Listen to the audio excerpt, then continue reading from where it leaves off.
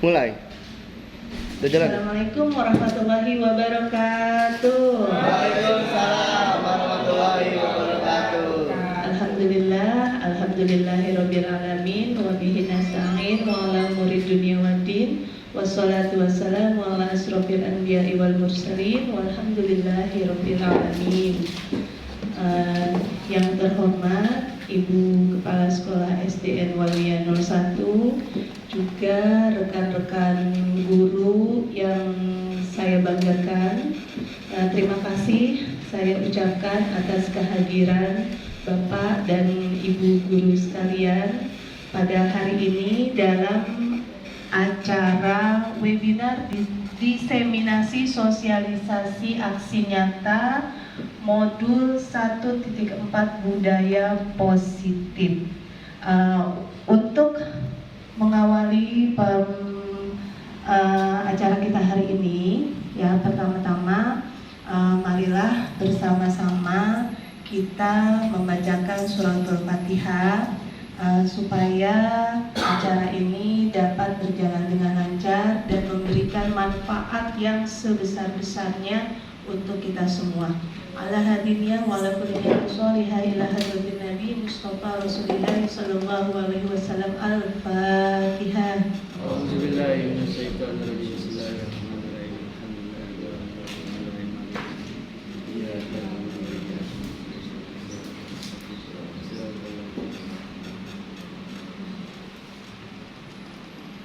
Amin ya rabbal alamin.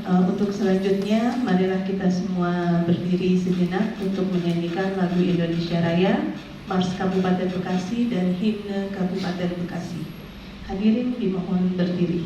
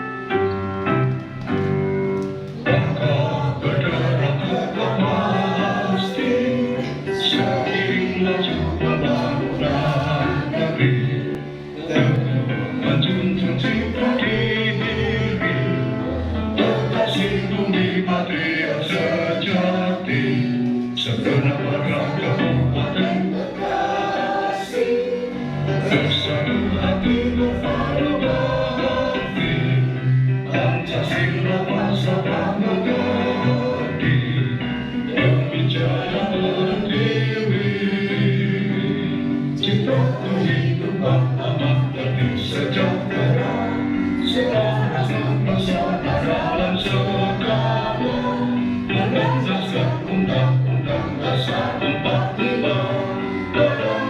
Tuhan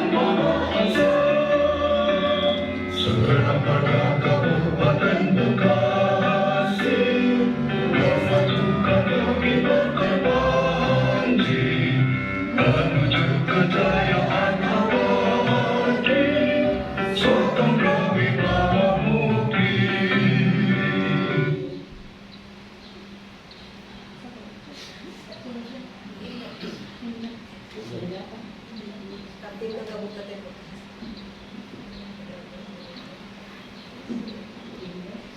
Kabupaten.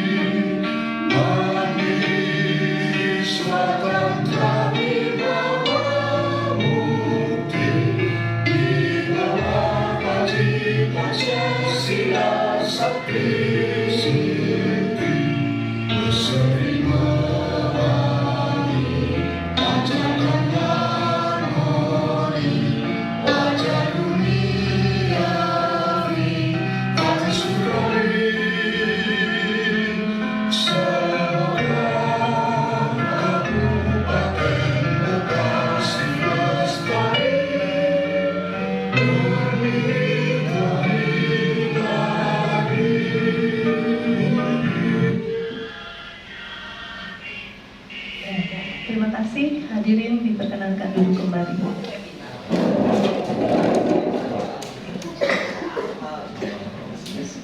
Untuk selanjutnya yaitu sambutan dari Kepala Sekolah SD Waluyanto 1, Ibu Dr. Anda Sri Mulyaningsi MM. Kepada beliau kami persilahkan.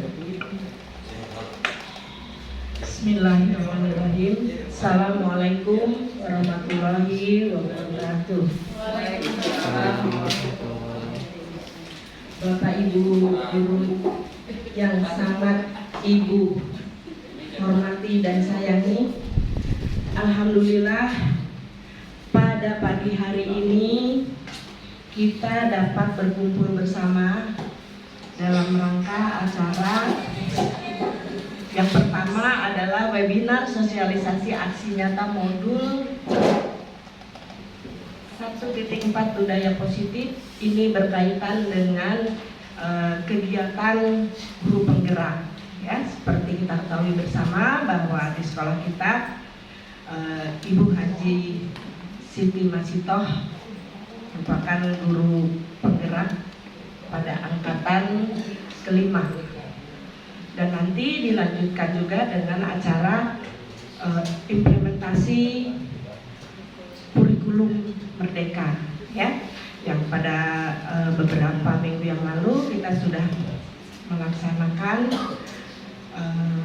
Paling tidak kita sudah memahami, ya, atau paling tidak kita sudah tahu konsep tentang kurikulum merdeka. Nah, pada saat hari ini kita akan menindaklanjuti konsep itu tentang perangkat-perangkatnya. Jadi mohon walaupun sekolah kita masih memilih opsi kurikulum merdeka mandiri belajar, tapi tidak ada salahnya kita dapat melaksanakan atau lebih memahami lagi, ya, tentang kurikulum merdeka.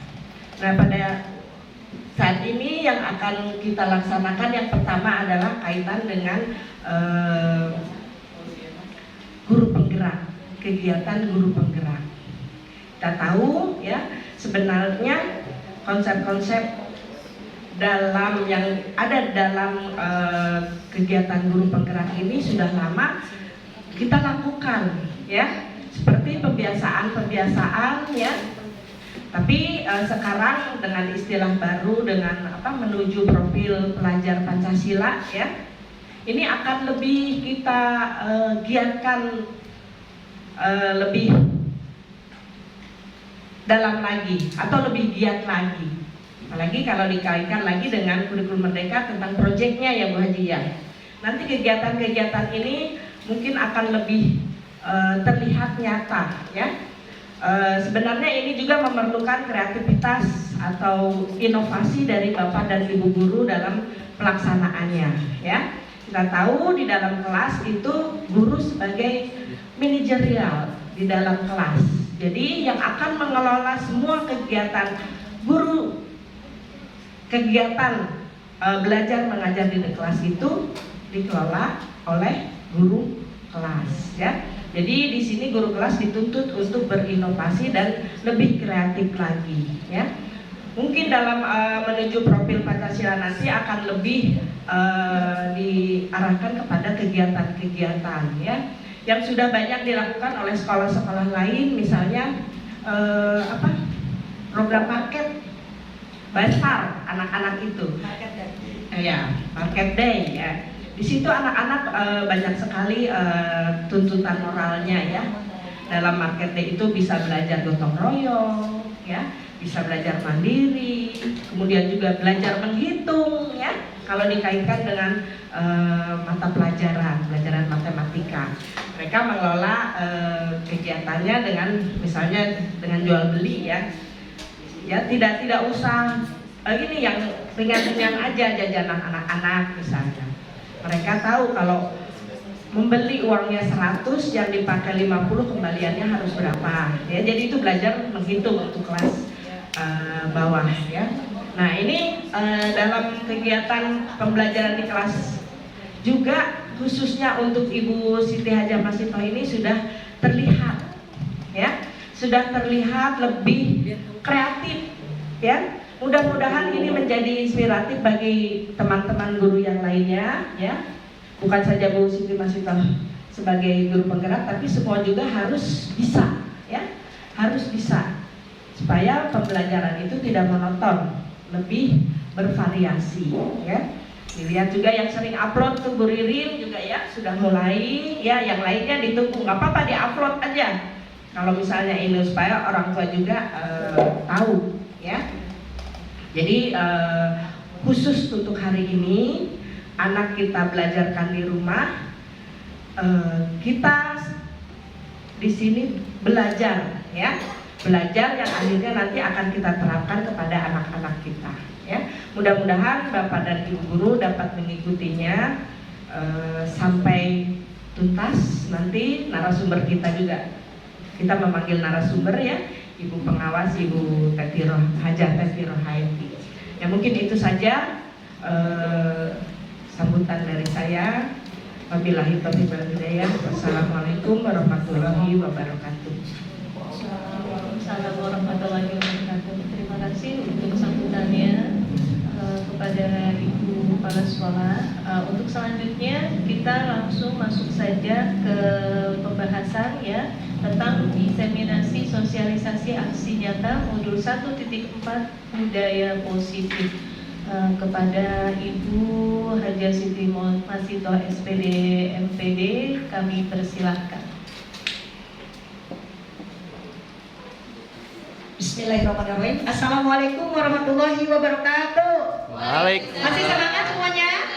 Masih. Alhamdulillah pada kesempatan ini kita bisa bertatap muka dalam keadaan sehat walafiat dalam acara diseminasi sosialisasi aksi nyata modul 1.4 tentang budaya positif. Nah, kali ini saya mengambil tema memposisikan diri sebagai manajer bagi siswa kita di kelas kita. Nah, yang dulunya punya cita-cita jadi manajer di perusahaan, Ibu mangga bila tidak tercapai, sekarang kita jadikan diri kita sebagai manajer di kelas kita. Nah, next.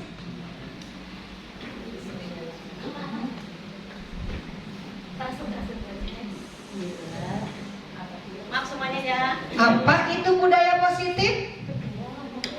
Ya, sebetulnya kita semua sudah melaksanakan melaksanakan budaya positif di setiap hari, baik itu di rumah ataupun di sekolah. Cuman kita belum paham bahwa yang kita lakukan itu merupakan budaya positif.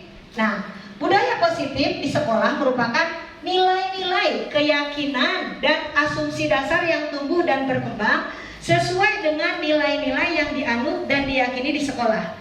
Budaya positif tersebut berisi kebiasaan-kebiasaan yang sudah disepakati bersama dan dijalankan dalam waktu yang lama dengan memperhatikan kodrat anak, dalam hal ini kodrat alam dan kodrat zaman, serta keberpihakan kepada anak. Apa sih kodrat alam dan kodrat zaman? Ibu, Bapak, bahwa zaman sekarang ini beda zamannya dengan kita dulu. Dulu kita selalu belajar tentang yang CBSA itu ya.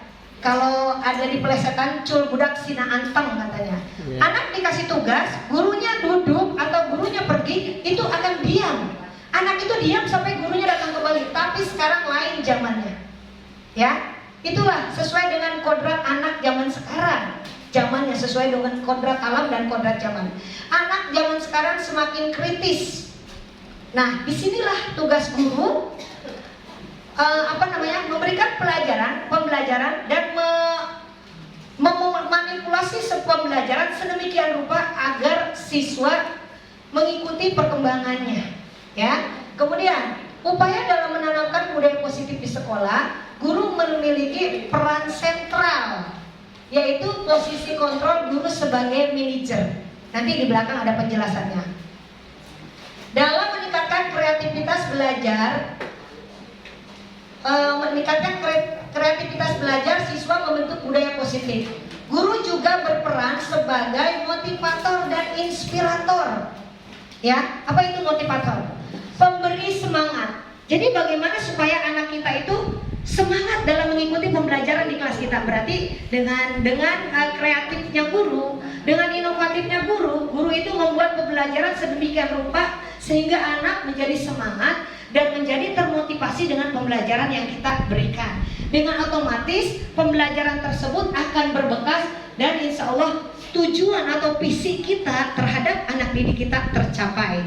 Ya, kemudian menumbuhkan budaya positif sehingga nantinya guru akan menjadi ingarso sing tulodo. Apa itu? Guru menjadi suri toladan ya, di depan memberi contoh kepada siswanya. Nah itu contoh yang positif. Sebelum anak didik yang memiliki budaya positif, kita harus memberikan contoh yang positif terlebih dahulu. Kemudian menjadi agen transformasi perubahan untuk mewujudkan murid yang memiliki karakter profil pelajar Pancasila.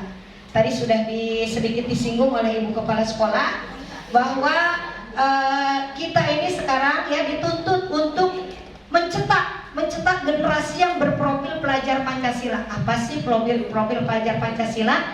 Ya, sebelum ke materi selanjutnya, Bu Astri mau itu dulu katanya profil pelajar Pancasila. Ya, ada sedikit ice breaking dulu ya. Kita nyanyi bersama-sama tentang profil pelajar Pancasila. Di sini nyanyi seperti ini. Pelajar Pancasila beriman dan bertakwa pada Allah yang esa dan berakhlak mulia, berkebinekaan global, gotong royong mandiri, kreatif dan bernalar kritis. Coba diulang bareng-bareng, ayo. 1, 2, 3. Pelajar Pancasila beriman dan bertakwa pada Allah yang esa dan berakhlak mulia, berkebinekaan global, gotong royong mandiri, kreatif dan bernalar kritis. Nah ini profil pelajar Pancasila yang nantinya kita dituntut untuk mencetak generasi yang demikian. Nanti di belakang ada penjelasannya. Next.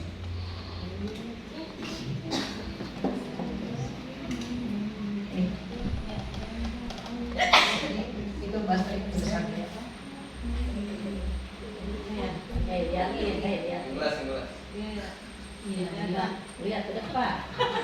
Nah, penerapan budaya positif di sekolah dimulai dengan kesepakatan kelas.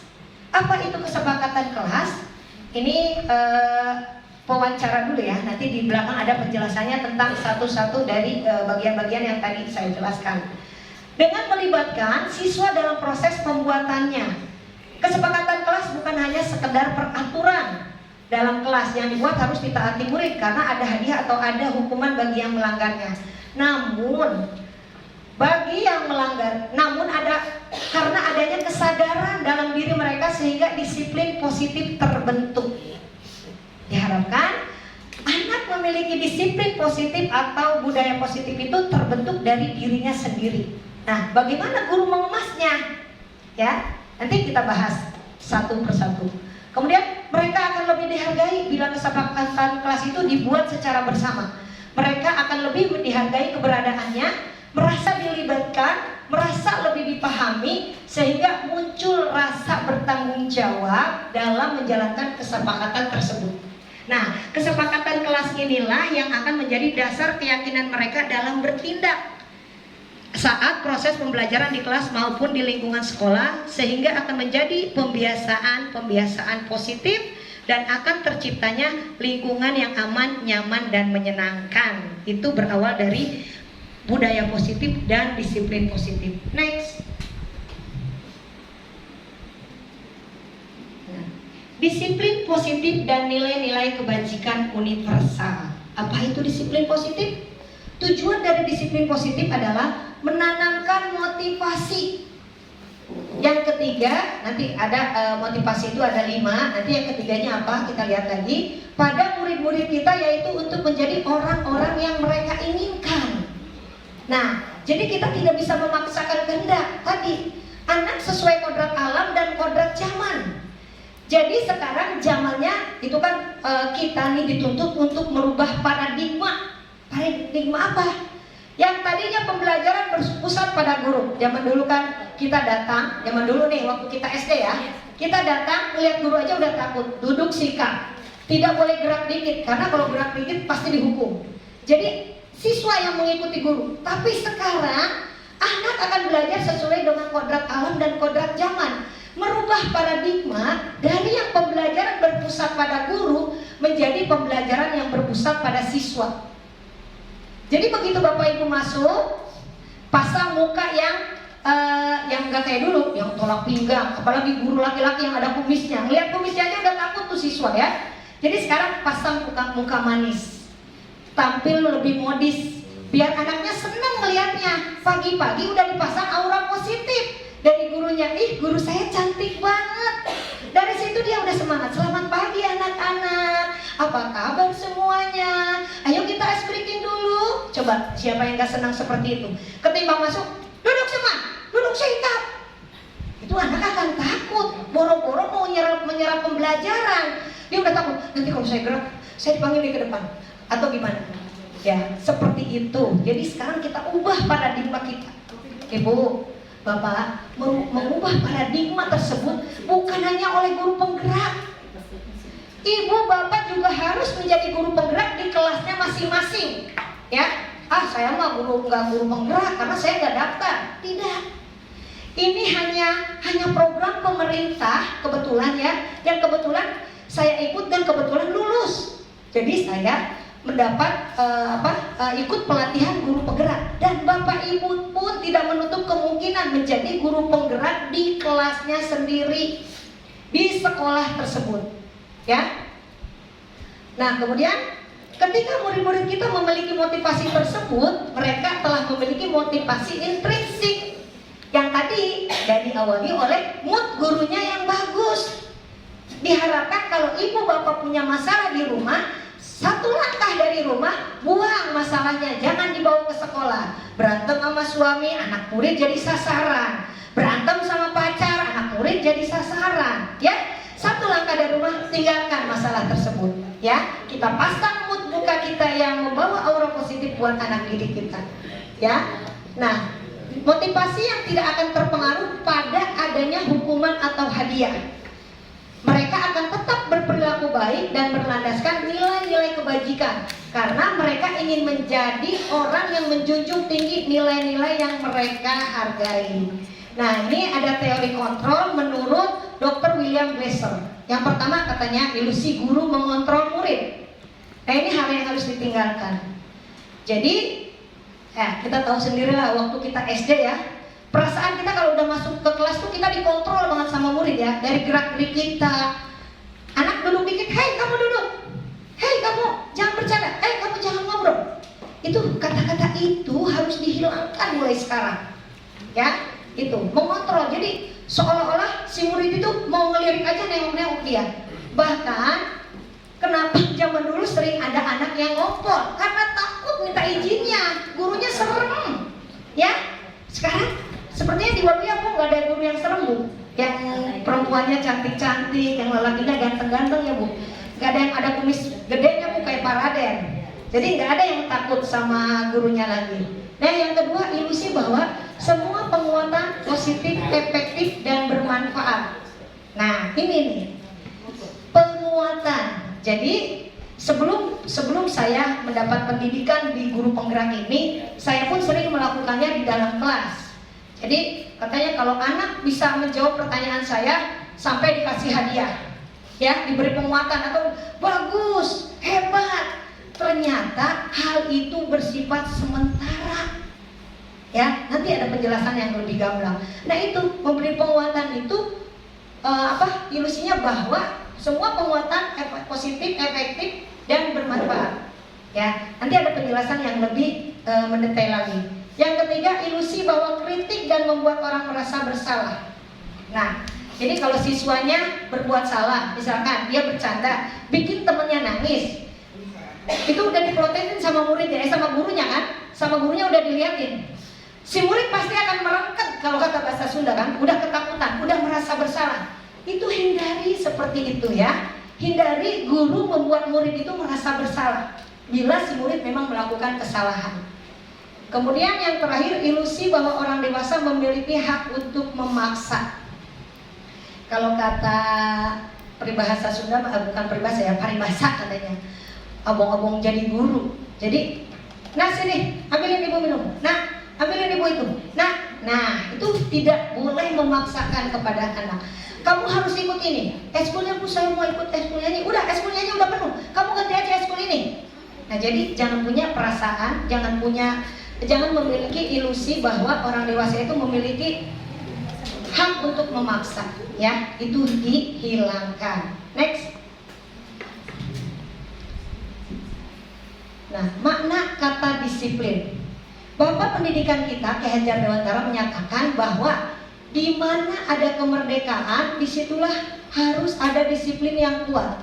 Sungguh pun disiplin itu bersifat self-disiplin, yaitu kita sendiri yang mewajibkan kita dengan sekeras-kerasnya, tetapi itu sama saja. Sebab jikalau kita tidak cakap melakukan self-disiplin, wajiblah penguasa lain mendisiplinkan diri kita. Dan peraturan demikian itulah harus ada dalam suasana yang merdeka. Nah, disiplin itu jadi bukan harus dipaksakan oleh orang lain. Jadi harus ada dalam diri sendiri. Berdasarkan apa? Mungkin berdasarkan contoh-contoh yang diberikan oleh kita sebagai gurunya. Jadi anak akan mengikuti. Misalkan menyuruh anak membuang sampah. Nah, buang sampahnya. Nah, itu hal tersebut yang harus dihindari.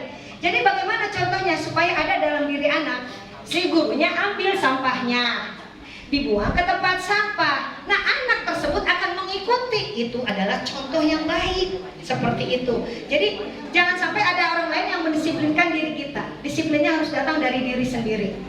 Nah, kemudian sebagai pendidik, tujuan kita adalah menciptakan anak-anak yang memiliki disiplin diri, sehingga mereka bisa berperilaku dengan mengacu pada nilai-nilai kebajikan universal dan memiliki motivasi intrinsik, motivasi dari dalam dirinya, bukan motivasi dari luar. Ya, next. Nah, ini nilai-nilai kebajikan dari 6 institusi organisasi yang tadi ya. Yang pertama yaitu beriman, bertakwa kepada Tuhan Yang Maha Esa dan berakhlak mulia. Ini yang 6 profil pelajar Pancasila. Kemudian yang kedua mandiri, yang ketiga bernalar kritis, yang keempat berkebinekaan global, yang kelima gotong royong, dan keenam kreatif. Bapak Ibu, ini adalah visi tujuan kita di akhir memiliki siswa-siswi yang memiliki 6 profil pelajar Pancasila ini. Ya, jadi tugas kita berat. mengajar, siapapun bisa mengajar, tapi mendidik tidak semua orang bisa mendidik. Nah, disinilah tugas kita ya. Tapi bila kita bawa enjoy, kita nikmati alurnya, kita pokoknya ikuti prosesnya, insya Allah semua akan berjalan. Nah, ini yang pertama, beriman bertakwa kepada Tuhan yang Maha Esa. Berarti kita harus, selain anak memiliki pengetahuan yang cerdas lah gitu ya, yang terpenting anak memiliki akhlak mulia. Nah, ini ya. Jadi bukan hanya di madrasah, itu kan pelajaran madrasah. Oh tidak, semua guru harus mencetak siswa-siswi yang berakhlak mulia. Kemudian yang keduanya mandiri. Nah, nanti di kurikulum Merdeka itu ada proyek. Proyek itu membuat sesuatu proyek ya. Misalkan di situ itu tadi sudah disinggung oleh Ibu Kepala Sekolah bahwa di situ ada mengajarkan beberapa nilai-nilai gitu kan. Mandiri, si anak itu dididik untuk mandiri, belajar mandiri ya, mengerjakan apa-apa sendiri, tidak ketergantungan kepada orang lain. Yang selanjutnya bernalar kritis, yang nantinya saya sering ngomong ke anak-anak, kalau mau bercanda yang di ini dulu ya, kalau mau bercanda pikir jauh, nanti kalau saya begini apa yang akan terjadi, seperti itu. Beri pengertian agar anak itu bisa bernalar kritis ya. Kemudian berkebinekaan global. Nah, berkebinekaan global artinya bahwa si anak itu harus mengenal budaya, terutama budaya di lingkungannya dan budaya yang ada, budaya sendiri, maksudnya di lingkungan rumah sendiri, dan budaya yang ada di lingkungan teman-temannya. Dalam satu kelas itu pasti ada beberapa suku lah ya, ada yang dari Jawa, ada yang dari Medan. Nah, dia harus mengenal budaya di dalam lingkungannya. Kemudian yang bergotong royong, nah itu udah pasti ya. Gotong royong pasti dilakukan oleh anak, dan hal ini pun harus dibawa oleh dia sampai dewasa nanti, sehingga dia, yang satu lagi dulu, kreatif ya. Nah, kreatif ini mendidik kepada siswa-siswi kita untuk menjadi siswa yang kreatif dan menjadi anak yang kreatif yang nantinya siap berkecimpung di dalam dunia luar ketika di masyarakat, ketika dia lulus dari sekolah. Nah, 6 pilar inilah yang harus dia miliki sehingga dia siap terjun di dalam lingkungan masyarakat. Itu dididiknya dari sekarang. Oleh siapa? Oleh kita sebagai gurunya. Nah, kemudian ini ada lagi 9 pilar karakter. Yang pertama, cinta Tuhan dan segenap ciptaannya. Nih, sebetulnya masih berhubungan juga dengan yang profil Pancasila yang pertama. Kemudian kemandirian, kejujuran, hormat dan santun. Nah, ini yang nomor 4 ini sering digadang-gadang ya, tapi tetap masih ada aja siswa yang istilahnya belum menerapkan hormat dan santun. Karena apa? Ibu bapak, saya mohon banget, ibu bapak tidak lupa, tidak bosan mengingatkan anak untuk menerapkan adab sopan santun. Karena apa? Siswa SD itu berpikirannya operasional konkret yang harus mesti diingatkan setiap saat. Jadi tidak hanya sekali. Misalkan diingatkan setiap hari Senin tuh di upacara. Di kelas juga diingatkan lagi setiap saat, karena siswa SD itu pemikirannya masih operasional konkret yang cepat lupa. Itulah anak SD ya. Jadi sering diingatkan terus dan diberi contoh oleh kita, seperti contoh mengut sampah tadi. Kemudian yang selanjutnya dermawan, suka menolong dan gotong royong. Nah, ini saya juga pernah punya niatan ingin menerapkan kita di hari Jumat berbagi. Itu pernah Pak Adi pengawas kita memberi pengarahan tentang Jumat berbagi. Kalau di Karangasih 12 katanya ya Bu, membawa beras satu itu ya, masih nggak? Masih. Jadi setiap anak membawa beras satu gelas yang dikumpulkan. Coba kita hitung, siswa kita ada 700 kali 700 kali satu gelas, berarti 700 gelas, ada sekitar berapa liter. Nah, hasilnya itu dibagikan kepada warga, sekitar warga yang kurang mampu yang ada di sekitar sekolah. Seperti itu ya. Nah, apakah kita punya pemikiran lain untuk berbagi ini, dermawan, suka menolong dan gotong royong? Kalau kita beras, Jadi sebenarnya ngikutin gitu ya. Tapi nggak apa-apa, kalau budaya positif diikutin nggak apa-apa. Tapi kalau ibu bapak punya ide lain yang lebih brilian, yang lebih cemerlang, mangga diutarakan nanti ya. Atau kalau di kelas saya suka berbagi makanan. Jadi yang punya duit lebih, dia jajannya lebih dari satu, misalkan seperti Ciki dia beli 2. Ada kebetulan yang saya tahu tuh di kelas Pak Kris juga dia setiap istirahat nggak pernah jajan. Yang di depan yang laki-laki rumahnya di sini. Nah itu ya dilihat setiap istirahat. Selalu saya ngomong ke anak-anak Pak Kris tuh suruh dikasih dia. Ada aja setiap kelas itu anak yang seperti itu. Nah tapi ada anak yang berbohong. Setiap tidak jajan dia ditanya nggak punya duit bu. Pertama saya suruh temannya kasih. Ternyata pas diselidikin dia orang ada jajannya habis di pagi hari. Berarti itu ngebohong gitu ya. Nah itu guru harus teliti ya, memilah dan memilihnya. Kemudian percaya diri, kreatif dan pekerja keras, itu sudah ada juga. Kepemimpinan dan keadilan. Nah ini ya, kita harus mencetak siswa-siswi kita menjadi seorang pemimpin. Mudah-mudahan yang nanti dia terjun ke masyarakat, dia bisa menjadi seorang pemimpin. Dan selanjutnya itu baik dan rendah hati, itu masih ke berakhlak mulia, toleransi, kedamaian dan kesatuan. Next. Nah ini teori motivasi, hukuman dan penghargaan restitusi. Ibu bapak, kita suka berpikir dengan memberi hukuman kepada siswa-siswi kita akan membuat dia jerah dan tidak akan mengulanginya lagi. Tapi apakah itu benar?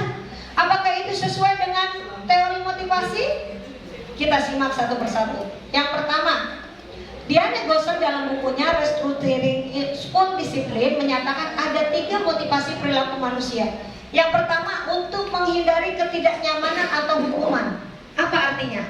Jadi si anak akan termotivasi, akan ingin dipandang bagus oleh gurunya karena takut atau menghindari hukuman yang akan diberikan oleh gurunya. Ya, misal kenapa anak tersebut datang lebih awal? Coba ibu tanya. Karena saya takut dihukum bu. Nah, berarti bukan termotivasi dari dalam dirinya karena takut hukuman tersebut. Yang kedua, untuk mendapatkan imbalan atau penghargaan dari orang lain. Nah, kamu dapat 100 terus, kenapa? Saya belajar bu, yang di rumah juga belajar biar nanti dapat hadiah. Berarti tujuannya apa? Hadiah. Yang pertama tadi tujuannya apa? Karena takut dihukum. Yang ketiga, untuk menjadi orang yang mereka inginkan dan menghargai diri sendiri dengan nilai-nilai yang mereka percaya. Nah inilah nomor 3 inilah yang diharapkan untuk membentuk siswa yang menjadi diri sendiri. Jadi tidak ada embel-embel yang 1 dan 2 itu. Yang pertama, anak tersebut termotivasi karena takut dihukum. Yang kedua, termotivasi karena ingin mendapat penghargaan atau hadiah. Tapi yang ketiga, termotivasi oleh dirinya sendiri. Nah inilah yang ketiga yang harus kita tanamkan kepada siswa. Kemudian pengaruh jangka pendek dan jangka panjang. Ini sama juga penghargaan, Bu Astri. Next aja. Ini juga penghargaan katanya merusak hubungan. Apa artinya? Yang pertama, ketika seorang diberi penghargaan atau dipuji di depan orang banyak, maka yang lain akan merasa iri. Dan sebagian dari mereka akan tidak menyukai orang yang diberikan penghargaan tersebut. Nah ini ibu bapak, mengapa di kurikulum Merdeka, bahkan dari kemarin ya, dia dari kurikulum 13, mengapa tidak ada ranking di kelas? Nah ini apa alasannya? Jadi hanya segelintir orang yang merasa bahagia. Paling kita menyebutkan sampai ranking 6 lah gitu ya, sampai ranking 5 atau 10. Murid kita ada 40. Berapa yang merasa sakit hatinya? 40. Nah ini untuk menghindari ini. Kenapa? Makanya sekarang tidak ada ranking dan tidak boleh siswa yang mendapat misalkan juara itu diberi hadiah. Itu apalagi nanti di kurikulum Merdeka ya, tidak ada penghargaan karena penghargaan itu merusak hubungan. Yang kedua, jika seorang guru sering memberikan penghargaan kepada murid-muridnya, besar kemungkinan murid-muridnya termotivasi hanya untuk menyenangkan gurunya. Nah, ini mereka tidak akan bersikap jujur kepada guru tersebut. Jadi anak itu akan berbohong karena gurunya selalu memberikan penghargaan. Seperti itu. Jadi bila mana nanti penghargaan tersebut tidak ada, siswa tersebut tidak akan termotivasi lagi, dia akan turun kembali. Seperti itu yang ditakutkan. Kemudian penghargaan menciptakan persaingan di dalam kelas, dan persaingan menciptakan kecemasan.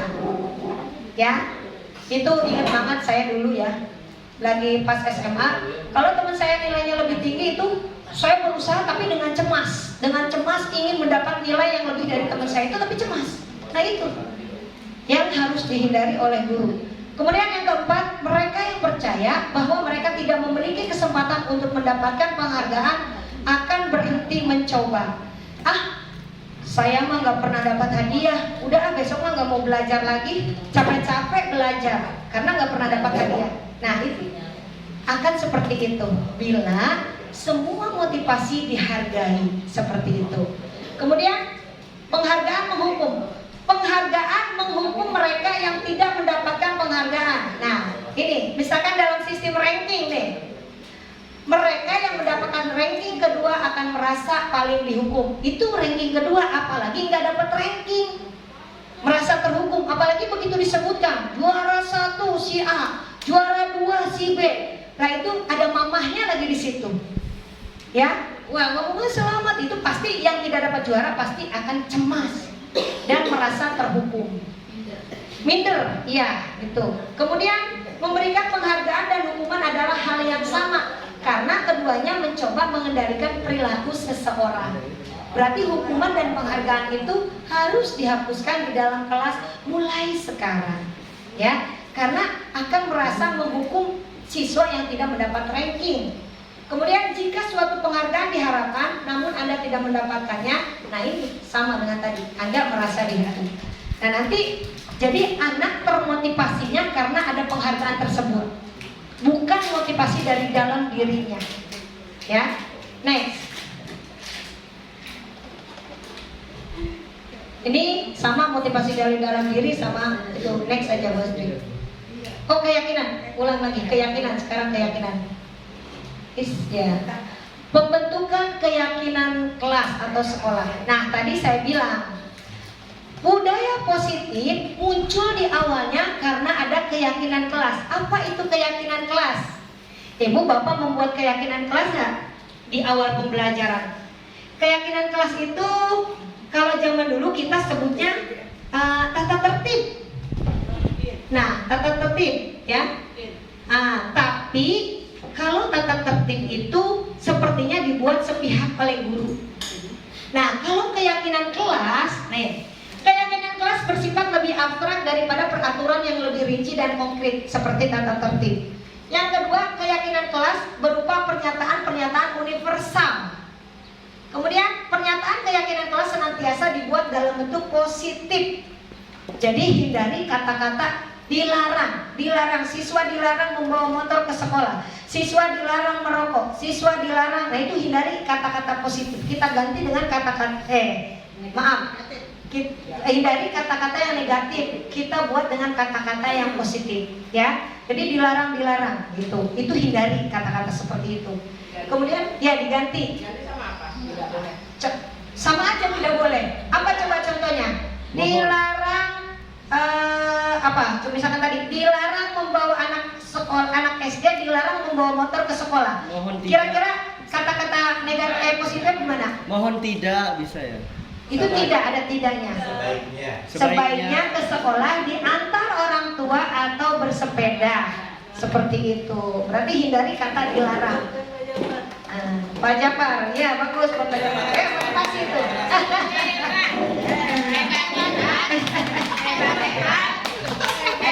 Itu motivasi itu yang dilarang itu. Sama. Jadi besok-besoknya menunggu seperti itu, giliran gurunya lupa memberikan tepuk hebat, dia akan kecewa. Nah itu hindari seperti itu. Kita bingung ya jadi guru, ini dihindari, itu tidak boleh, jadi bingung kan? Nah iya, itu sekarang dilarang orang. Terus gimana? Motivasinya akan muncul dari dalam dirinya. Ketika dia mendapatkan, misalkan dia bisa membaca dengan sendirinya, dia akan termotivasi saat itu, dia akan bahagia saat itu, seperti itu, ya. Kemudian keyakinan kelas hendaknya tidak terlalu banyak sehingga mudah diingat dan dipahami oleh semua warga kelas. Keyakinan kelas sebaiknya sesuatu yang dapat diterapkan di lingkungan tersebut. Semua warga kelas hendaknya ikut berkontribusi dalam pembuatan keyakinan kelas lewat kegiatan curah pendapat. Bu Astri naik dulu, ada nih cara pembuatan, nih prosedur pembuatan keyakinan kelas. Jadi pertama-tama ibu bapak membagikan selembar kertas kepada siswa-siswinya. Coba anak-anak, sekarang kita buat keyakinan kelas. Ceritakan aja, kira-kira kamu mau pembelajaran seperti apa di dalam kelas? Terus keyakinan kelasnya seperti apa? Misalkan anak menulis, Bu, datang tepat waktu. Ya, kamu tulis itu, silakan ditulis. Biasanya kemarin pas saya lihat itu di saya itu ada datang 15 menit sebelum. Mereka nggak tahu itu dapat dari mana kata-kata tersebut. Hadir 15 menit sebelum pembelajaran, sebelum dia masuk katanya. Terus, nah mereka banyak yang menyebut dilarang membawa motor. Ada seperti itu. Terus bagi yang piket datang lebih awal, itu dari mereka, ya. Nah, kalau kelas 1 gimana Bu cara menerapkan keyakinan kelasnya? Nah, dipandu oleh gurunya. Berarti kelas 1 itu kata-katanya yang lebih rendah lah dari kelas-kelas tinggi seperti itu. Misalkan membuang sampah pada tempatnya, seperti itu ya. Kemudian apa lagi? Kalau tidak boleh menangis, apa kata positifnya? Tidak boleh menangis di kelas. Apa kalimat positifnya? Sebaiknya jangan menangis. Ada kata jangan. Jangan. Selalu gembira di dalam kelas. Tuh, Ibu bagus tuh. Itunya masukannya. Selalu gembira di dalam kelas. Ya. Ke sekolah sendiri. Gitu kan. Kalau tidak diantar, oke, tidak juga kan ya. Ke sekolah sendiri, gitu kan. Nah, seperti itu. Mengerjakan tugas yang diberikan oleh guru. Nah, seperti itu. Itu keyakinan kelas.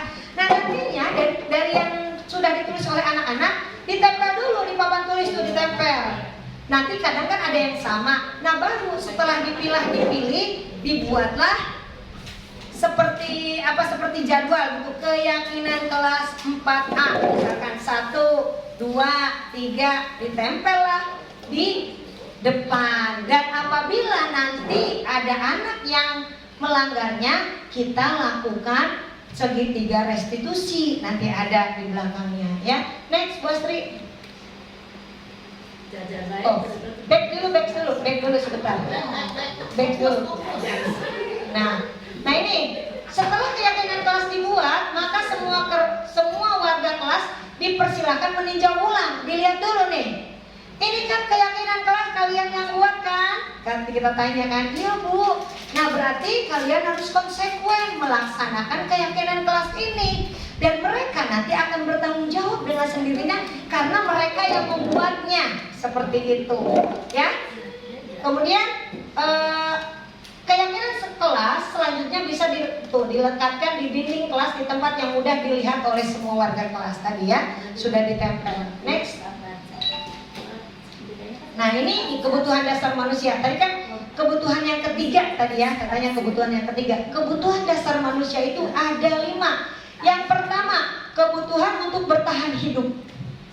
Ini kebutuhan paling dasar. Bahkan kita sering lihat di televisi sampai ada orang yang bunuh diri atau ngerampok karena untuk memenuhi kebutuhan yang pertama ini, bertahan hidup. Karena dengan alasan ekonomi. Ya, jangankan kita manusia, hewan aja pasti melaksanakan kebutuhan ini, ya. Karena ini kita kebutuhan dasar manusia yang pertama itu yang paling aja. Yang kedua, kasih sayang dan rasa diterima. Kita butuh kasih sayang, butuh dicuekin suami sejam aja udah gelagapan ya. Nah, itu apa? Berarti kita memang butuh hal tersebut. Butuh kasih sayang, jangankan dari suami, dari teman-teman juga. Ada mungkin kelas 1 yang tiba-tiba misalkan nangis ke depan, Ibu, itu Bu dia nggak mau ngobrol sama saya, apa gimana? Nah itu karena mereka mempunyai kebutuhan untuk dikasih, untuk disayang dan rasa diterima. Kemudian yang ketiga, kebebasan. Nah, Ibu Bapak, di pembelajaran kurikulum merdeka ini kita harus harus memberikan kepada anak.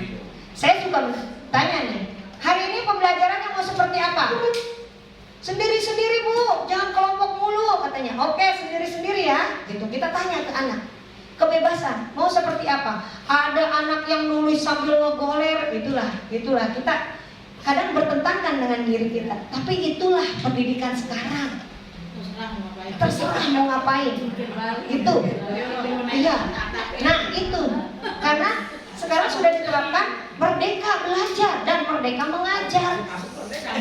Jadi seperti itu.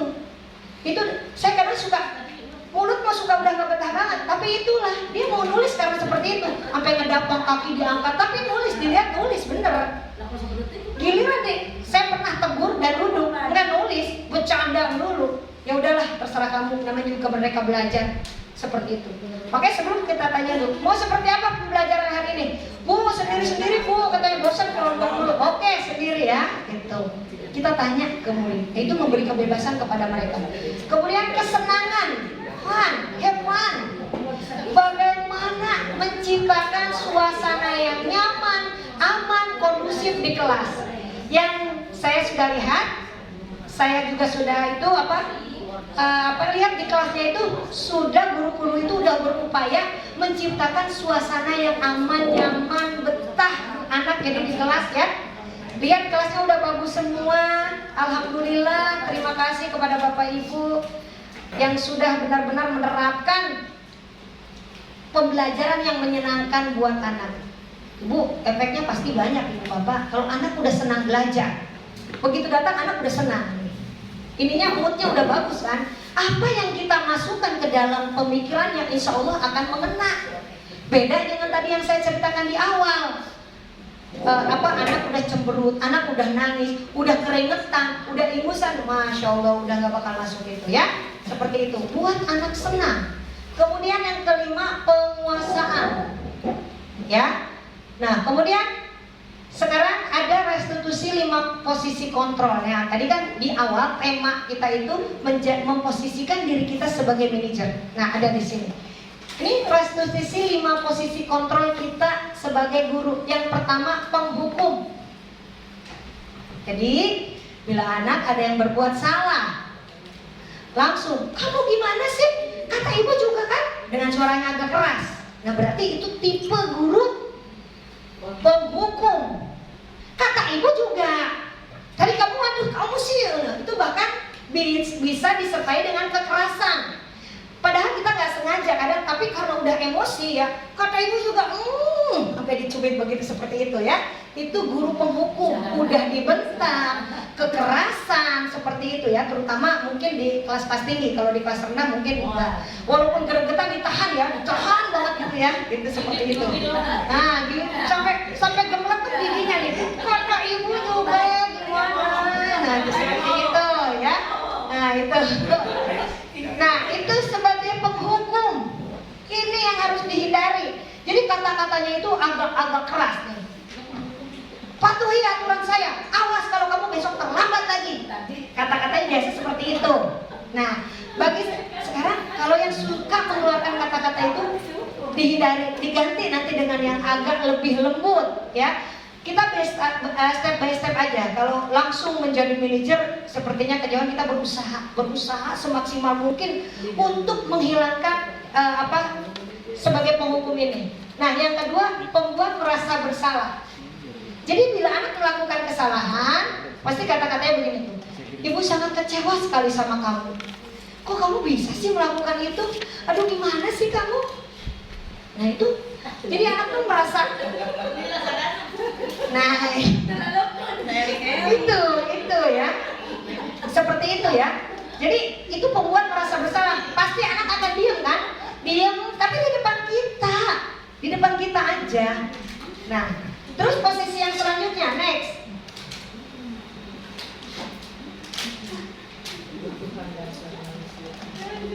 Konsentrasi atau Yang ketiga sebagai teman. Ya. Nah, memposisikan guru itu sebagai teman. Di sini ada sisi positif dan sisi negatifnya. Nah, ini pasti kata-katanya begini. Ayolah, nanti kalau kamu nakal terus, ibu dipanggil kepala sekolah nih. ya kamu baik ya, kamu jangan nakal lagi ya. Nah itu kayak temen. Tapi bila nanti gurunya ganti, si anak tersebut akan berbuat hal seperti itu lagi. Mereka menganggap teman kepada gurunya, pada guru tersebut. Menurut saya kemarin sebelum mendapat pembelajaran ini, sebagai teman kita menganggap murid itu sebagai teman ya. Tapi dalam hal apa dulu? Kalau dalam hal namanya anak membuat kesalahan, kita jangan memposisikan diri kita sebagai teman. Karena dia nanti begitu gurunya ganti, dia akan mengulangi seperti itu. Ya ini kata-kata itu. Ayolah bantu demi Bapak ya. Ayo ingat tidak bantuan Bapak selama ini. Nah itu pasti kata-kata seperti itu memposisikan guru sebagai teman. Kemudian posisi yang keempat yaitu pemantau. Kamu terlambat 15 menit ya. Kamu udah mengerti kan konsekuensinya? Nah berarti kamu, teman-temannya istirahat, kamu diam aja di kelas, kamu kerjakan. Ada yang suka seperti itu? Saya juga suka Bu dulu ya. Saya juga suka seperti itu. Kamu misalkan dia berbuat nakal kepada teman-temannya, ya udah yang lain istirahat, si Anur jangan istirahat, udah di dalam. Anur kamu nulis, ngerjain. Nah itu berarti memposisikan guru sebagai pemantau. Ya. Nah posisi yang terakhir dan posisi yang harus kita miliki adalah sebagai manajer. Ya. Posisi sebagai manajer itu, jadi begitu anak berbuat kesalahan, kita panggil secara baik-baik, mengapa kamu berbuat demikian? Ya. Itu anak supaya terus terang, kita dengan kata-kata yang lembut, manajer sambil dipeluk. Kenapa kamu bisa berbuat demikian? Seperti kemarin ya. Seperti kemarin kita contoh yang konkret kemarin aja ya. Nah, tapi di awal yang waktu Pak Yusuf menginterogasi, Pak Yusuf sebagai apa coba kemarin setelah saya jelaskan itu? Pak Yusuf sebagai posisi apa? Pak Kris? Merasa bersalah ya? Ya, karena mencecar dengan pertanyaan-pertanyaan. Biarin itu buat ini saya, buat materi saya hari ini. Kemarin di awal tuh Pak Ucup memposisikan dirinya sebagai pembuat merasa bersalah. Tapi begitu sudah dibawa sama Pak Kris Panjak, Pak Kris dan Panjak memposisikan dirinya sebagai manajer di situ. Kenapa Jaki bisa melakukan itu? Karena penasaran Pak. Jaki tahu nggak bahwa hal itu tuh salah? Tidak boleh dilakukan oleh anak seperti Jaki. Emang Jaki kenapa sampai itu saya perhatikan Pak Kris dan Pak Jep itu tidak disadari kan? Pak Kris dan Pak Jep karena belum tahu materi ini. Tapi Pak Kris dan Pak Jep sudah memposisikan dirinya sebagai manajer di kejadian kemarin. Ya, yang akhirnya Jaki mengakui kesalahannya dan Jaki berjanji tidak akan melakukan lagi. Itu datang dari dirinya sendiri, tidak atas tekanan kita. Ayo kamu ngaku nggak? Nah, tapi kalau kita kemarin si kasus Excel, kita menghukum Panjat sama pembuat merasa bersalah. Penyidik banget itu mah. Sampai dia nggak ngaku, sampai diancam sama kita bertiga. Nah, ya. Tapi terakhir lo berarti diajak ngomong dari hati ke hati, ngaku ya. Nah, di terakhir baru Panjat memposisikan dirinya sebagai manajer. Nah, berarti Panjat gitu. Kalau kita memposisikan diri sebagai penghukum, boro-boro si anak mau ngaku kan? Tapi begitu kita memposisikan diri kita sebagai manajer, akhirnya ngaku kan? Nah berarti Pak Cep dan Pak Kris sudah bisa membuktikannya. Dan tapi mudah-mudahan kita tidak dapat kasus seperti ini lagi. Amin. Nah kalau nanti kita dapat kasus seperti ini, posisikanlah diri kita sebagai manajer sesuai dengan tema kita hari ini. Kalau dulu kita mau kerja di perusahaan jadi manajer tidak kesampaian, jadilah manajer kita di kelas kita untuk anak didik kita. Ya, Bu Astri? Ya, sepertinya. Oh ya, terus ada segitiga restitusi yang tadi masih berhubungan ya. Nah ini segitiga restitusi ini ada 3. Yang pertama menstabilkan identitas. Nah tadi begitu anak ada kesalahan kita panggil. Jangan menegur anak di depan teman-temannya, dibawa ke kantor. Pertanyaannya biasanya kelas 1. Oh kelasnya aura-auran ya? Ya boleh di depannya tapi jangan kedengeran sama teman-temannya. Itu biasanya pertanyaannya kita ngasih tahu ke anaknya itu, berbuat salah itu tidak apa-apa. Mengapa kamu bisa melakukan seperti itu? Berbuat salah itu tidak apa-apa kalau kamu memang mempertahankannya. Seperti itu ya. Bapak juga, nah makanya kemarin saya nambah kata-kata begitu ya Pak Kris? Iya. Mungkin Pak Kris juga akan melakukan seperti itu. Nah ini di posisi kontrol, segitiga restitusi yang pertama, menstabilkan identitas. Jadi bila ada anak yang bersalah dipanggil ke kantor dengan menjadikannya pertamanya menstabilkan identitas. Kemudian yang keduanya, next Bu Astri. Yang keduanya, validasi tindakan yang salah. Restitusi tidak menyarankan guru bicara ke murid bahwa melanggar aturan adalah sikap yang baik. Tidak ya. Tapi dalam restitusi guru harus memahami alasannya. Mengapa kamu bisa terlambat datang ke sekolah? Kalau kemarin, mengapa kamu bisa melakukan seperti itu, Jaki? Nah, terus padahal nah ini kan kamu bisa punya alasan mengapa melakukan seperti itu. Alasannya kan kemarin kita tahu semua bahwa Jaki itu kurang perhatian dari orang tuanya, akhirnya kan keluar seperti itu. Nah kemudian kamu boleh mempertahankan sikap itu, tapi kamu harus menambahkan sikap yang baru ya, bahwa hal tersebut itu tidak baik untuk anak seusia kamu. Ini kata-katanya seperti itu. Kemudian yang ketiga itu menanyakan keyakinan. Nah ini kalau ada anak yang kita keyakinan yang sudah dibuat di awal ini, apa yang kita percaya sebagai keyakinan yang sudah dibuat itu bagaimana? Kan kamu sudah bareng-bareng dengan teman-teman kamu membuat keyakinan kelas seperti itu. Nah jadi dia akan bertanggung jawab atas kesalahannya dan dia berjanji tidak akan melakukan kesalahannya lagi secara dari dalam dirinya, bukan paksaan oleh kita. Seperti itu. Nah, jadi kita harus memposisikan diri kita sebagai manajer, ya, dan memberi penguatan kepada anak yang melakukan kesalahan agar mereka bertanggung jawab, bukan atas paksaan, tapi atas dirinya sendiri, ya. Pastri, selesai. Nah, Bapak Ibu, demikianlah penerapan budaya positif di sekolah yang mudah-mudahan kita semua bisa menjadikan posisi kita sebagai manajer di kelas kita dan terus menerapkan budaya-budaya positif di kelas kita dan di sekolah kita. Demikian apa yang dapat saya sampaikan. Terima kasih atas perhatiannya. Mohon maaf atas segala kekurangannya. Billahi taufiq wal hidayah. Wassalamualaikum warahmatullahi wabarakatuh. Ya, terima kasih kepada Bu Haji Siti Masito yang telah memaparkan materi tentang budaya positif ya. Sebenarnya kita juga tanpa kita sadari ya, kita juga telah memposisikan diri kita sebagai manajer ya, manajer di kelas kita.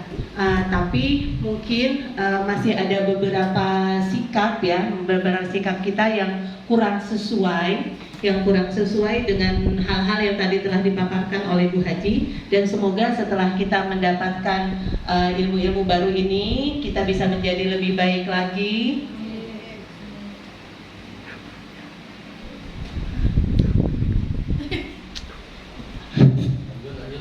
Ya, menjadi posisi kita lebih baik lagi ya. Nah, seperti tadi juga sudah dipaparkan oleh Bu Haji bahwa kita harus meninggalkan kebiasaan lama kita dalam menerapkan sistem pembelajaran di dalam kelas ya. Mulai sekarang kita harus mengikuti kodrat alam dan kodrat zaman.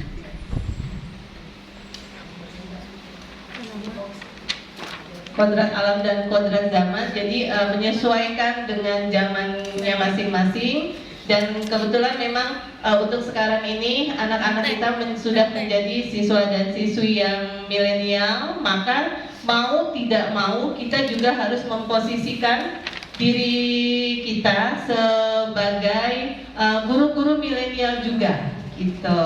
Oke, next selanjutnya Bu Haji kita buka termin pertanyaan.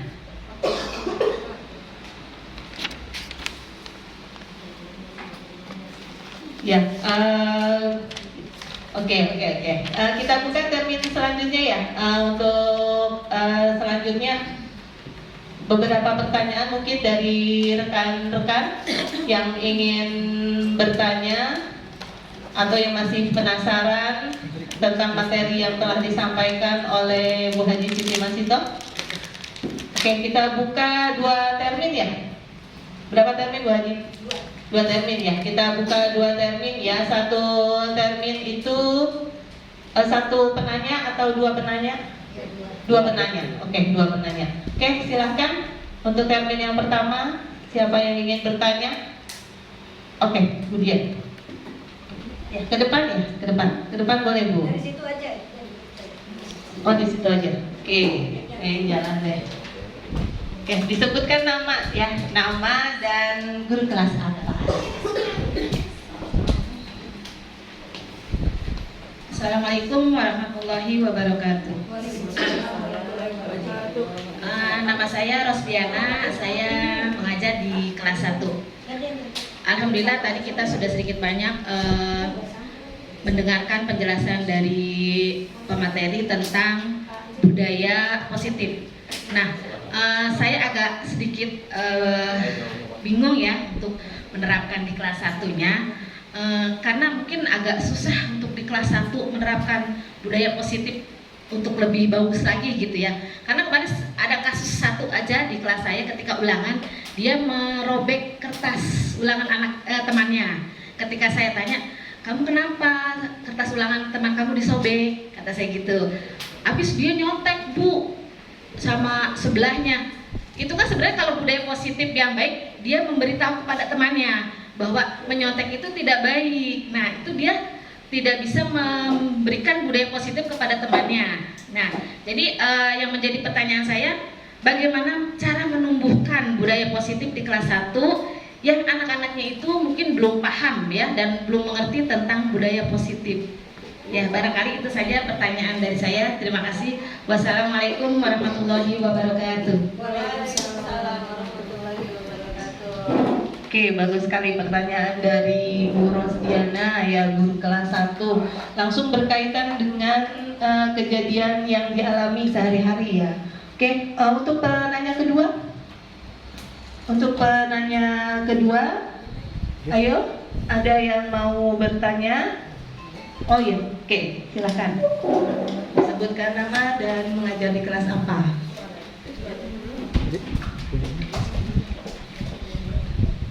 Assalamualaikum warahmatullahi wabarakatuh. Perkenalkan, nama saya Rodia, saya ngajar di kelas 5. Ini kan tadi sudah dijelaskan ya sebelumnya, cuman karena kurang, menurut saya ya masih agak kurang jelas. Tadi di situ disebutkan bahwa salah satu profil dari pelajar Pancasila adalah berkebinekaan global. Itu kebetulan ada di poin 4. Mohon dijelaskan kembali dari arti dari berkebinekaan global dan mohon disebutkan contohnya juga. Terima kasih. Wassalamualaikum warahmatullahi wabarakatuh. Cukup ya? Cukup. Oke, untuk pertanyaan yang kedua tadi dari Bu Rodiah ya, yang mengajar di kelas 5, yang bertanya tentang salah satu profil pelajar Pancasila yaitu berkebinekaan global. Oke, kita tampung dulu ya. Satu lagi, ada yang mau bertanya kembali? Oke, Bu Ririn.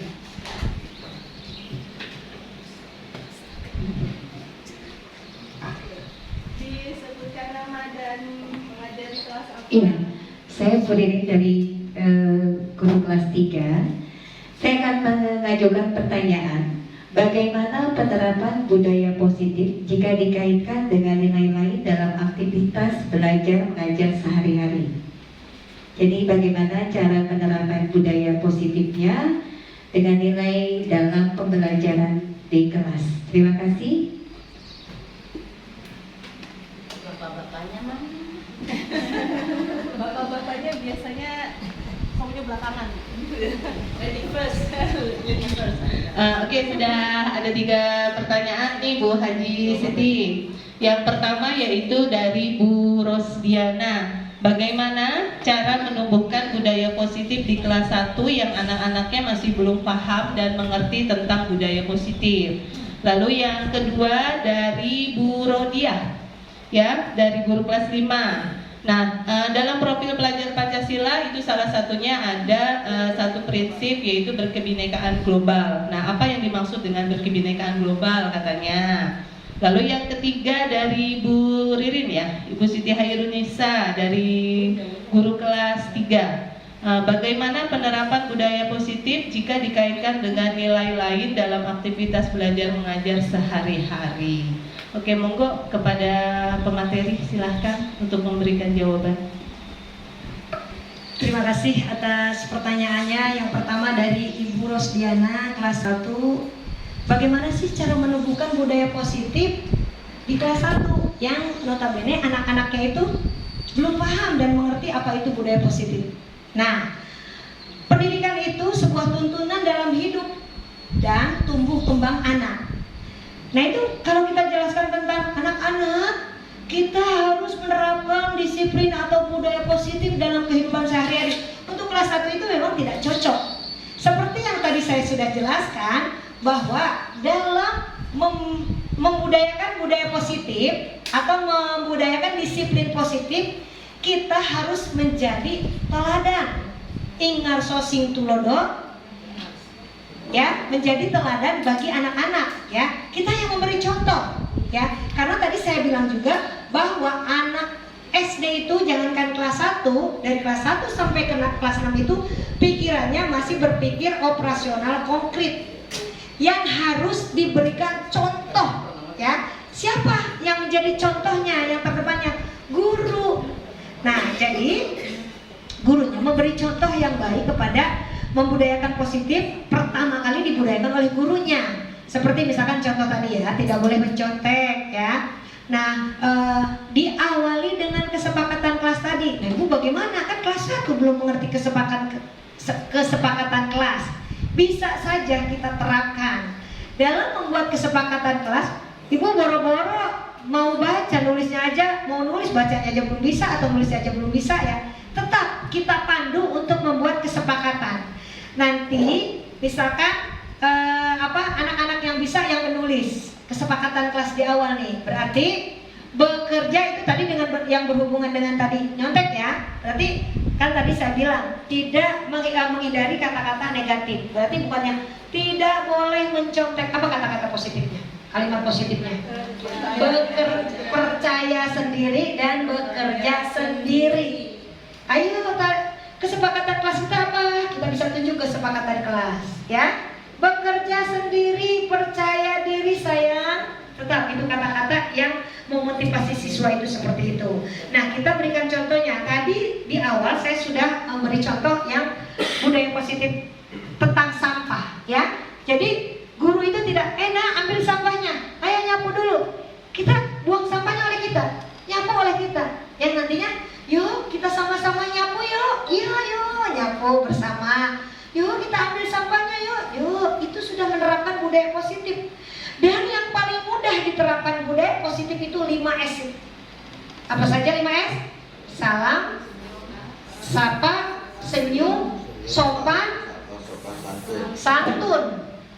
Ya, tapi kita bisa tambah satu lagi.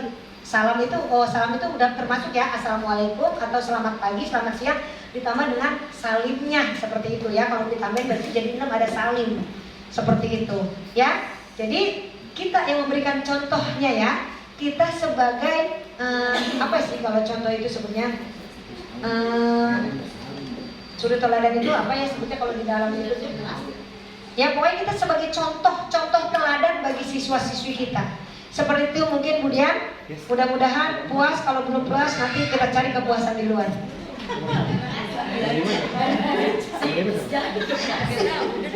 Pertanyaan selanjutnya yaitu dari Bu Rodia. Dalam profil pelajar Pancasila salah satunya adalah berkebinekaan global. Minta penjelasannya apa sih berkebinekaan global itu ya? Berkebinekaan global.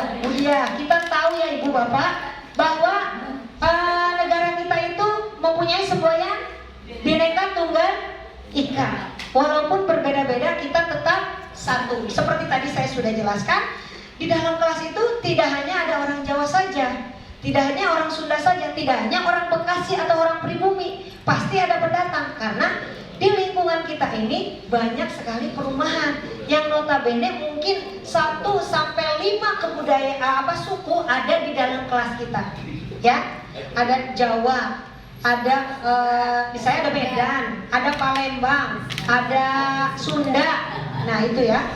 Itu ada suku di beberapa suku di dalam kelas kita. Nah, bagaimana kita mengemas siswa-siswi kita agar mereka menghormati budaya-budaya yang ada di dalam kelasnya. Setelah mereka bisa menghormati budaya yang ada dalam kelasnya, mereka hormati budaya-budaya yang ada di lingkungan sekolah, ya. Kemudian contoh-contohnya, nah ini mengutip keterangan dari Kemendikbud.go.id bahwa penjelasan dari Bhinneka Global artinya pelajar Indonesia mempertahankan budaya luhur, lokalitas dan identitasnya. Berarti mereka menjaga kebudayaan lokalnya. Kemudian dan tetap berpikiran terbuka dalam berinteraksi dengan budaya lain. Nah, seperti itu. Walaupun di dalamnya terdiri dari beberapa budaya di teman-temannya ataupun di lingkungannya, mereka harus tetap menjunjung tinggi kebudayaan lokalnya. Terus contohnya apa saja? Yang pertama, mencintai tradisi dan budaya tradisional, budaya aslinya. Kemudian bisa menghargai tradisi dan budaya orang lain. Itu sudah dibuktikan kan di kelas bahwa mereka bisa bersatu dengan teman-temannya dari suku lain. Kemudian yang ketiga, bisa berkomunikasi dan bekerja sama dengan baik saat berinteraksi dengan orang lain. Nah, di sini lagi guru. Jadi tidak ada pembeda. Misalkan dalam membentuk kelompok, kita tidak melakukan seperti ini kan. Ayo coba orang Jawa dengan orang Jawa, orang Sunda dengan orang Sunda, tidak kan? Nah, berarti kita sudah melaksanakan, sudah mengajarkan berkebinekaan global di dalam kelas kita kepada siswa kita. Seperti itu mungkin Bu Dia. Terima kasih. Oh, satu lagi dari Bu Ririn, maaf. Bagaimana penerapan budaya positif jika dikaitkan dengan nilai lain dalam aktivitas belajar mengajar? Nah, Bu Ririn, penerapan budaya positif yang lahir dari kesepakatan bersama itu yang pasti diawali dari kesepakatan kelas yang tadi sudah disusun oleh siswa-siswi bersama kita ya, bersama gurunya, akan mewujudkan pembelajaran yang merdeka. Nah, artinya karena kesepakatan itu dibuat oleh mereka dan dilaksanakan oleh mereka, jadi yang tadi saya bilang itu akan membuat pembelajaran yang merdeka. Tetap kita tanya kepada siswa itu tadi, mau pembelajaran yang seperti apa? Mau di luar atau kita belajar di luar ya Bu? Ikuti anak belajar di luar. Siapa tahu dengan belajar di luar mereka akan lebih fresh menerima pembelajaran dari kita. Tapi tetap kita sesuaikan dengan materinya ya. Tapi kita ikuti lagi keinginan mereka, karena di kurikulum merdeka itu merdeka belajar dan merdeka mengajar kita harus terapkan. Kemudian yang dapat menginternalisasi semboyan ing ngarso sing tulodo ing madya mangun karso dan tuturi handayani seperti cita-cita besar dari Bapak Pendidikan Indonesia. Nah, seperti itu kita bisa mengimplementasikan budaya positif ini, nilai-nilai positif ke dalam budaya positif yang nantinya akan menjadi budaya dan kebiasaan yang dilakukan oleh anak didik kita di kelas khususnya dan di lingkungan sekolah pada umumnya. Seperti itu Bu Riri. Gimana, puas? Puas. Terima kasih. Oke, demikian pemaparan jawaban dari pertanyaan-pertanyaan rekan-rekan sekalian, bahwa di sini saya tekankan lagi ya, bahwa untuk penerapan budaya positif dalam kehidupan sehari-hari di pembelajaran kelas kita memang harus diawali dari diri kita sendiri. Ya, kita sebagai guru merupakan contoh ya, merupakan contoh pusat anak-anak ya. Jadi memang betul sekali bahwa salah satu prinsip dari Bapak Pendidikan kita yaitu Bapak Ki Hajar Dewantara yang mengatakan ingarso sung tulodo. Nah, kita harus memberikan bukti yang nyata kepada anak-anak kita tentang budaya positif tersebut. Maka otomatis jika anak-anak sudah melihat kita melakukan hal tersebut, maka dengan demikian juga mereka akan tergerak. Maka muncullah motivasi dari dalam diri mereka sendiri untuk melakukan hal yang sama dengan yang kita contohkan. Begitu, yang kurang lebih ya seperti itu. Oke, kita lanjut dengan termin yang kedua. Ya, mangga, masih ada pertanyaan dari teman-teman? Ya, silakan. Aduh, Bapak guru kita yang kaset. Kaset. Ya, sebutkan nama dan mengajar di kelas apa ya? Bismillahirrahmanirrahim. Assalamualaikum warahmatullahi wabarakatuh. Ya, nama saya Encet. Kebetulan saya mengajar di kelas 4 katanya. Tadi kelas 5 udah ada. Iya. Ya, alhamdulillah hari ini kita bisa mendapatkan ilmu-ilmu baru yang luar biasa, yang mudah-mudahan nanti bisa kita terapkan dalam pembelajaran di kelas. Namun di sini ada hal yang sedikit mengganjal ya. Dari penjelasan tadi bahwa seorang guru tidak boleh memberikan hukuman, sekalipun hukuman itu yang sifatnya seperti menyuruh membersihkan kelas ataupun menuliskan kata-kata bahwa dia tidak akan mengulang kembali kesalahan tersebut. Padahal saya rasa hukuman tersebut bisa memberikan efek jera. Namun tadi menurut penjelasan katanya tidak diperbolehkan. Mohon penjelasannya. Demikian, wabillahi taufiq wal hidayah. Wassalamualaikum warahmatullahi wabarakatuh. Waalaikumsalam warahmatullahi wabarakatuh. Kita simpan dulu nih ya pertanyaan dari Pak Cep. Ada satu lagi pertanyaan yang kita buka, satu lagi pertanyaan. Siapa yang mau bertanya? Oke, Bu Mil Cantik, sebutkan nama dan mengajar di kelas apa? Nama saya Dir Citra Prameswari. Saya dari pengajar kelas 3. Saya ingin bertanya, dalam profil pelajar Pancasila salah satunya adalah berkebinekaan global. Nomor 4. Udah itu. Tadi udah. Diedit nanti, diedit.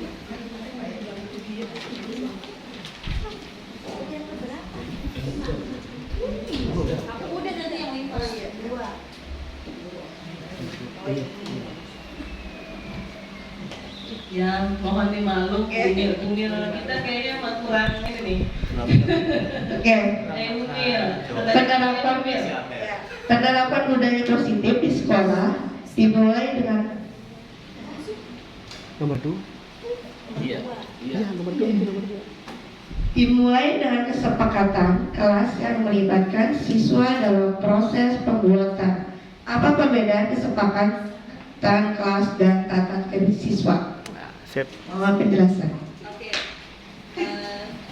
Sudah ada 2 pertanyaan ya. Pertanyaan yang pertama dari Pak Cep, yaitu tentang hukuman ya. Kita memberikan hukuman bahwa sebenarnya kalau kita rasa bahwa hukuman itu bisa memberikan efek jera, tapi seperti sudah dipaparkan tadi bahwa memberikan hukuman itu tidak diperbolehkan. Nah, itu bagaimana solusinya? Oke, yang kedua dari Bu Dias, bagaimana penerapan tentang budaya positif ya, perbedaan antara kesepakatan dengan tata tertib di kelas. Nah, itu mohon penjelasannya untuk pemateri, silahkan. Baiklah, saya akan menjawab pertanyaan dari Pak Ancep ya, bahwa hukuman itu akan membuat efek jera siswa bila siswa melakukan kesalahan.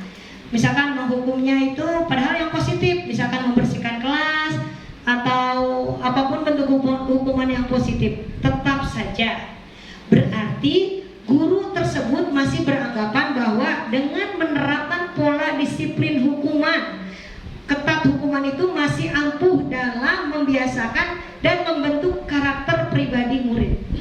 Namun itu akan membawa dampak psikologis bagi siswa tersebut. Apalagi teman-temannya tahu, misalkan teman-temannya pada keluar, dia membersihkan kelas sendiri, kemudian atau dia membersihkannya di luar, atau dia suruh menulis katanya yang banyak gitu ya, seperti itu akan membuat dia malu, bahkan minder, dan bisa kemungkinan besar besoknya dia nggak mau lagi ke sekolah karena dia malu. Kemarin saya dihukum sama Pak Guru suruh nyapu, saya dihukum nggak boleh istirahat di dalam kelas. Saya nggak mau sekolah, apalagi itu kelas rendah. Ya, kayak kemarin kejadian katanya dia takut nggak mau sekolah karena memang ada gurunya yang agak memberi teguran dengan keras gitu katanya. Padahal itu kan kita tujuannya bagus kan, mau mendisiplinkan anak. Nah itulah tujuan kita kadang bertentangan dengan apa yang diterapkan oleh pemerintah atau dengan apa kesepakatan ini gitu, seperti itu ya. Jadi kita pakai 5 posisi kontrol sebagai manajer dan 3 restitusi kontrol itu untuk menerapkan kepada siswa agar siswa tidak mengulangi lagi perbuatan yang salah dan memberikan mereka tanggung jawab untuk memperbaiki kesalahannya dengan 3 posisi restitusi segitiga restitusi tadi yang sudah saya jelaskan. Seperti itu ya Pancam ya. Untuk besok tidak menghukum lagi ya, apalagi membersihkan kamar mandi. Ya, mungkin itu jawaban dari saya. Yang selanjutnya yaitu pertanyaan dari Bu Dias, apa sih perbedaan keyakinan kelas dan tata tertib? Nah, tadi sudah saya jelaskan dengan gamblang bahwa keyakinan kelas itu dibuat oleh siswa, dijalankan oleh siswa, dan nanti mereka yang akan mengontrol sendiri. Oh iya, saya kan tadi sudah buat kemarin ya. Saya kan kemarin sudah buat bahwa saya itu tidak boleh begini, tidak boleh seperti ini. Tapi kenapa saya melanggar? Nah, itu ada motivasi dalam dirinya. Mereka akan bertanggung jawab apa yang telah mereka buat. Mereka akan sepakati, mereka akan laksanakan. Itu berarti mereka akan bertanggung jawab dengan apa yang telah disepakati bersama di awal pembelajaran. Tapi kalau tata tertib itu sepertinya identik dibuat sendiri oleh guru. Ya, biasanya dulu kita punya tata tertib itu dari kelas 1 sampai kelas 6 sama ya. Tata tertib yang pertama misalkan 15 menit sebelum masuk anak harus sudah ada di kelas. Kemudian yang rambutnya panjang, nanti apalagi suka ada kata-kata dihukum seperti itu ya. Rambutnya panjang seperti ini bla bla bla bla. Itu sepertinya tata tertib itu biasanya identik dibuat oleh guru tanpa adanya kesepakatan dengan siswa, dan siswa akan melaksanakan tata tertib tersebut dengan terpaksa. Ya, terpaksa karena udah ada kok, begitu masuk ditempel itu tata tertib. Tapi kalau kesepakatan kelas dibuat oleh mereka dan dilaksanakan oleh mereka. Jadi oleh mereka, untuk mereka, dari mereka, seperti itu. Yang nantinya mereka punya tanggung jawab untuk melaksanakan kesepakatan kelas tersebut. Kemungkinan itu jawaban dari saya. Terima kasih. Oke, berarti di sini bisa kita tarik kesimpulan ya. Tadi dari pertanyaan dari Pak Cep dengan Bu Dias, bahwa mungkin bagaimana cara kita untuk menegur anak ya yang melakukan kesalahan, bahwa kita tidak boleh lagi untuk memberikan hukuman. Nah, tadi bisa diambil dari kesepakatan kelas yang sudah kita buat sebelumnya. Nah, itulah makanya bagaimana cara kita memposisikan diri kita sekarang ini sebagai pengajar itu juga sebagai manajer ya, manajer di kelas kita masing-masing, sehingga pembelajaran yang akan kita lakukan ke depannya itu dapat berjalan dengan baik dan insya Allah bisa menumbuhkan generasi-generasi milenial yang memang memiliki 6 prinsip profil Pancasila yang sebenar-benarnya, seperti itu. Oke, terima kasih. Untuk termin tanya jawab kita sudahi ya, karena kita sudah melakukan 2 termin tanya jawab. Oke, sekali lagi nih biar nggak begitu boring, nggak bosen. Ayo kita sama-sama kita nyanyikan lagi profil pelajar Pancasila yang 6 tadi ya, sambil tepuk tangan. Ayo teman-teman, masih semangat nggak? Masih. Oke, masih semangat nggak ini bapak-bapak? Masih. Pak Rasid semangat, Pak Rasid? Oh semangat. Oke, kalau begitu kita sambil berdiri ya. Boleh, sambil berdiri. Yuk teman-teman, kita berdiri semua. Kita nyanyikan lagu profil pelajar Pancasila dengan nada naik delman. Lagu naik delman pasti pada bisa lah. Naik delman. Apalagi guru kelas 1 boleh. Pada hari Minggu. Pemimpin boleh? Pada hari Minggu kan. Iya, naik delman pada hari. Iya, dengan nadanya. Liriknya diganti dengan profil belajar Pancasila, begitu. Oke, yuk sama-sama kita sambil tepuk tangan boleh? Yuk, Kewagapa belajar Pancasila, beriman dan bertakwa pada Allah yang esa dan berakhlak mulia, berkebudayaan global, gotong royong mandiri, kreatif dan bernalar kritis. Sekali lagi, beriman dan bertakwa pada Allah yang esa dan berakhlak mulia, berkebinekaan global, gotong royong mandiri, kreatif dan bernalar kritis. Oke, terima kasih. Tepuk tangan untuk kita semua. Oke, untuk selanjutnya. Oh, istirahat dulu. Oke, istirahat dulu 5 menit boleh sambil snacknya.